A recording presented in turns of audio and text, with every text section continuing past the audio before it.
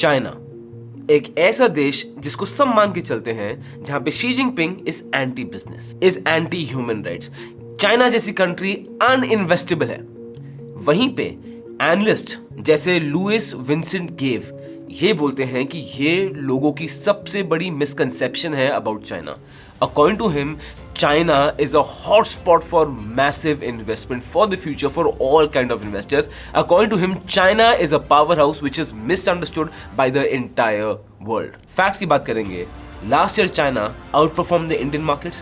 FIIs are selling from India, entering China. जो China में real estate crisis था, अब वो काफी बेटर हो गया and Chinese government heavy stimulus दे रही है, जिससे चाइनीज इकोनॉमी की रिवाइव करने की प्रोबेबिलिटी काफी हाई है। स्टॉक मार्केट्स में गेन की प्रोबेबिलिटी काफी हाई है। अब वहां पे आपको इन्वेस्ट करना है नहीं करना है वो आप खुद डिसाइड करोगे। मेरा काम है आपको रिसर्च देना, और जो भी मैं बता रहा हूँ वो सब डेटा पॉइंट्स, रिसर्च और जो भी सोर्सेज मैंने यूज किए उन सब की लिंक्स डिस्क्रिप्शन पे है, आप उसको खुद एक बार जरूर चेक करना। और हाँ, चाइनीज स्टॉक मार्केट में कैसे इन्वेस्ट करना है उसके भी मैं आपको तरीके बताऊंगा वीडियो के एंड में। सो वीडियो पूरी देखना, is going to be very interesting.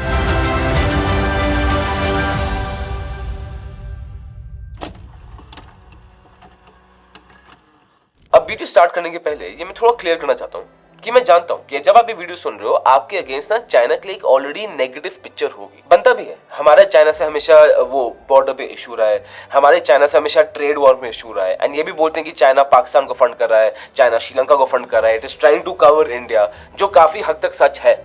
But मैं आपको ये बोल रहा हूँ, इस वीडियो के लिए ना अपने ये इमोशंस साइड रखते हैं और just look at the Chinese economy from a logical investor point of view. ठीक है, अगर आप वो करने के लिए रेडी हैं then definitely keep watching this video. अब चाइनीज इकोनॉमी हमेशा से बंद ही रही है under the Maoist era, but in 1990s China की इकोनॉमी ना खुलने लग गई। अब यहाँ पे इंटरेस्टिंग चीज ये थी कि जैसे ही इकोनॉमी खुली चाइना की, इन्वेस्टर्स रियलाइज कि भाई यहाँ पे जो कॉर्पोरेट प्रॉफिट्स हैं वो बहुत ज्यादा स्टैगर्ड है, और जो इन्वेस्टर्स यहाँ पे रिटर्न्स भी अच्छी निकाल पा रहे हैं बिकॉज गवर्नमेंट का interference in China was extremely high. But वही है, टाइम ने ऐसा खेल खेला और चाइना को ऐसा इवॉल्व किया with time that things completely change for China. अब आता है टाइम 2000s का। अब अगर इस टाइम पे अगर आप एक्टिव थे स्टॉक मार्केट्स में, एनालिसिस पढ़ते थे, कुछ भी आपको आइडिया था इस टाइम पे, तो एक इकोनॉमिक स्लैंग बहुत फेमस हो गया था जो अभी भी यूज करते हैं बट इतना यूज नहीं करते। वो स्लैंग था ब्रिक, BRIC, और इसका फुल फॉर्म क्या था? Brazil, Russia, India, China. बोलते थे कि इस टाइम पे ब्रिक ये वो 4 कंट्रीज हैं जिन पे इतना हाई पोटेंशियल है, नेचुरल रिसोर्स अच्छी हैं, वर्कफोर्स अच्छी हैं, एक पॉलिटिकल स्टेबिलिटी है। एंड ब्रिक वो कंट्रीज थी जो बोलते थे कि FII के लिए बहुत अट्रैक्टिव प्रोपोजिशन है बिकॉज ये कंट्रीज डेवलपिंग से डेवलप्ड की तरफ जाने की कगार में थी। एंड हाँ, ये 2000 का टाइम वही था जब इंडिया और चाइना को ना हम कंपेयर करते थे। इस टाइम पे भर भर के आर्टिकल्स आते थे that will India overtake China, 10 years बाद क्या होगा, विल इंडिया ओवरटेक चाइना, ऐसे बहुत आर्टिकल्स आते थे। बट अनफॉर्चुनेटली इंडियन इकोनॉमी बहुत पीछे रह गई compare to the Chinese economy. Chinese economy since 2000s has grown at a CAGR of 10%, और आज के दिन चाइना की इकोनॉमी इज अराउंड $18 ट्रिलियन। $18 ट्रिलियन। वहीं पे इंडियन इकोनॉमी, हमारा टारगेट क्या है? To reach $5 trillion. इतना बड़ा डिफरेंस क्रिएट हो गया between India and China. And Covid के पहले भी आप देखेंगे China became a full on powerhouse, जहां पे चाइना में some of the biggest tech companies खड़ी हो गई जैसे ट्रिसेंट एंड अलीबाबा। इस टाइम पे चाइना ने अपनी रेपुटेशन कंप्लीटली चेंज कर ली थी, बट फिर आया Covid. China has identified the cause of the mysterious new virus. Coronavirus. There are fears a rapidly spreading virus has reached Australia. This is a rapidly emerging situation where there is not a cause for alarm. The first US case has been detected. There's confirmation the coronavirus has reached Australia. China is urging its citizens not to travel abroad as it struggles to contain the virus. और यहीं से Chinese economy का downturn शुरू हो गया। After Covid China को एक heavy deformation face करनी पड़ी है from the entire world because सब ने कोविड का ब्लेम उनको दिया। एंड जो चाइनीज लोग थे living in Australia, US, all of them had to go through hell. But इतना नहीं था, things got even worse because फिर चाइनीज गवर्नमेंट ने टेक कंपनीज में स्क्रूटनी करना स्टार्ट कर दी, डेटा को कंट्रोल करना स्टार्ट कर दिया, जिसकी वजह से जो उनके टेक जायंट्स थे जैसे अलीबाबा, जैसे ट्रिसेंट, ये सब नीचे स्पाइरल डाउन करने लग गए। सो मच सो अलीबाबा का सबसे बड़ा आईपीओ लिस्ट होने वाला था न्यूयॉर्क स्टॉक एक्सचेंज में, उसको भी रोक दिया गया। एंड जो ग्लोबल मार्केट इंडेक्स में चाइना का शेयर 5.4% हो गया था, अब वो गिर के हो गया only to 3.5%। And situation kept getting even worse. फिर आया 2022, रशिया यूक्रेन वॉर स्टार्टेड। यहाँ पे चाइना साइडेड विद रशिया और चाइना ने ओपनली ताइवान को भी थ्रेट करना शुरू कर दिया, बिकॉज ऑफ विच इन्वेस्टर्स और भी चढ़ गए। फिर आता है 2023, यहाँ पे हालत और खराब हो गई बिकॉज चाइना में पूरा एक रियल एस्टेट बस्ट हो गया। 2025 में China is a $18 trillion economy with a population of 1.4 billion people and China ने ओवर द इयर्स अपनी पोजीशन को इतना ज्यादा स्ट्रॉन्ग कर लिया है, चाहे मैं जियोपॉलिटिकल इन्फ्लुएंस की बात करूं, चाहे मैं ट्रेड की बात करूं। China over the years has invested heavily in their infrastructure, in their labour, in their manufacturing, so much so कि पूरी दुनिया के लिए अगर OEM मैन्युफैक्चर है ना, वो सर चाइना ही है। और हालत अब इस लेवल पे आ चुकी है कि countries can't go against China. China दूसरों को बुली भी कर रहा है बिकॉज ट्रेड पे उनकी चाइना पे डिपेंडेंस इतनी ज्यादा हाई हो गया। और इससे भी एक अनफॉर्चुनेट रियलिटी आपको पता है, मोस्ट ऑफ द कंट्रीज जो अब ग्रो करना चाह रही हैं, जो डेवलपिंग से डेवलप्ड में जाना चाह रही हैं, उनका ग्रोथ का मेट्रिक ही यही है कि अब ज्यादातर कंट्रीज चाइना से अपना बिजनेस नहीं करना चाह रही हैं, वो डाइवर्सिफाई करना चाह रही हैं। तो वो डाइवर्सिफिकेशन पे दूसरी कंट्रीज को बेनिफिट हो सकता है और उसमें इंडिया भी एक है।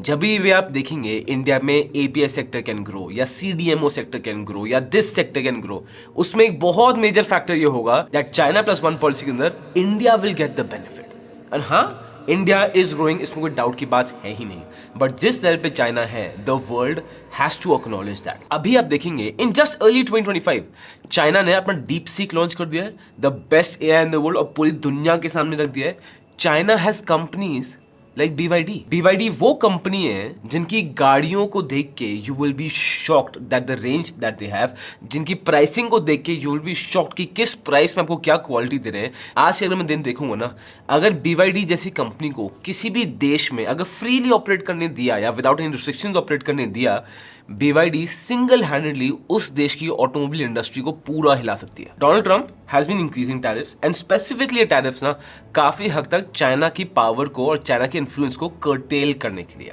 अब चाइना पे US ने 10% टैरिफ्स हाइक कर दिया। इन रिस्पॉन्स चाइना ने क्या किया है कि US से जो इंपोर्ट्स होते हैं of natural gas, coal, rare metals, उन पे टैरिफ बढ़ा दिया। अब इसमें ना जो एनालिस्ट लुई विंसेंट गेव, उनका एक बहुत ही इंटरेस्टिंग टेक है। अकॉर्डिंग टू हिम, जो US ने चाइना पे टैरिफ्स लगाए हैं, China as economy they have realized कि ये टैरिफ्स आगे जाके बढ़ते रहेंगे।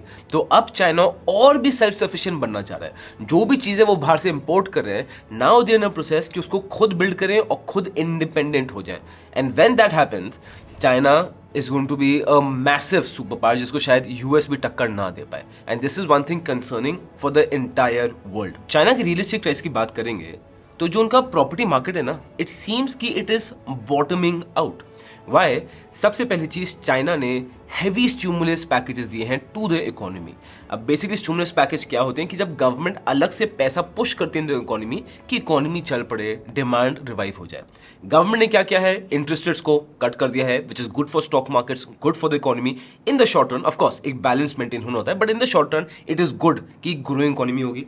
फिर जो रिजर्व रिक्वायरमेंट रेशियो है उसको कम कर दिया है, तो बैंक्स को रिजर्व कम रखना पड़ेगा, so they can lend out more money, the economy में और पैसा बढ़ता है।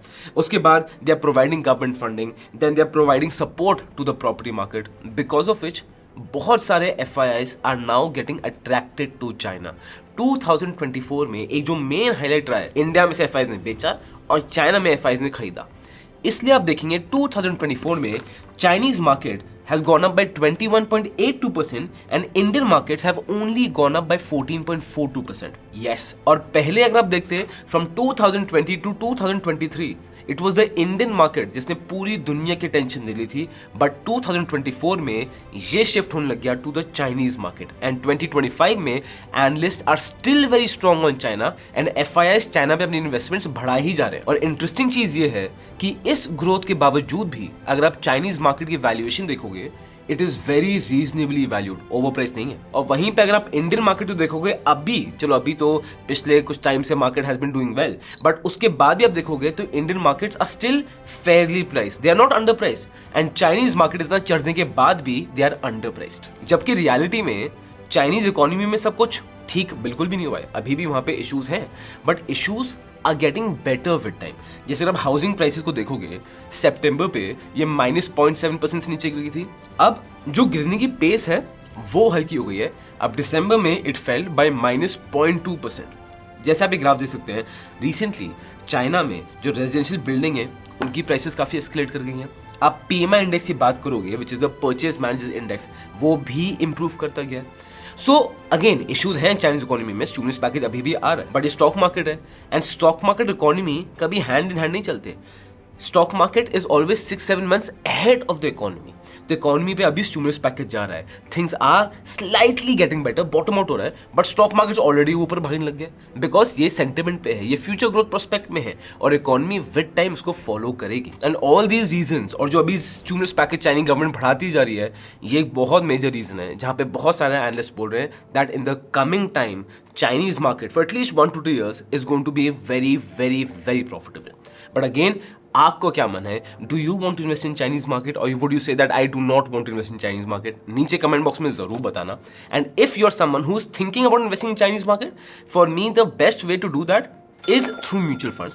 So here are some mutual funds जो मैं आपको बता रहा हूँ, इनमें से आप कोई भी चूज कर सकते हो, किसी भी प्लेटफॉर्म जिसमें कंफर्टेबल हो, उनके through you can go for this mutual funds. सबसे पहला आता है Axis Greater China equity fund, उसके बाद आता है Edelweiss Greater China equity offshore fund, इसके बाद आता है Nippon India ETF Hang Seng 20, इसके बाद है Mirae Asset Hang Seng tech ETF। और अगर आप अभी तक वीडियो देख रहे हो, आई वुड रियली अप्रिशिएट अगर आप एक लाइक दबा दो, subscribe to the channel and comment what are the new things that you want, या फिर नए टॉपिक्स या जो स्टॉक के बारे में आप जानना चाहते हो वो जरूर कमेंट करिए। It helps us to grow this channel even better. This content is only for education purposes. We do not provide any buy or sell recommendations. Please do your own research before making an investment decision. All the companies mentioned in the content have no association with us until mentioned otherwise in the video itself.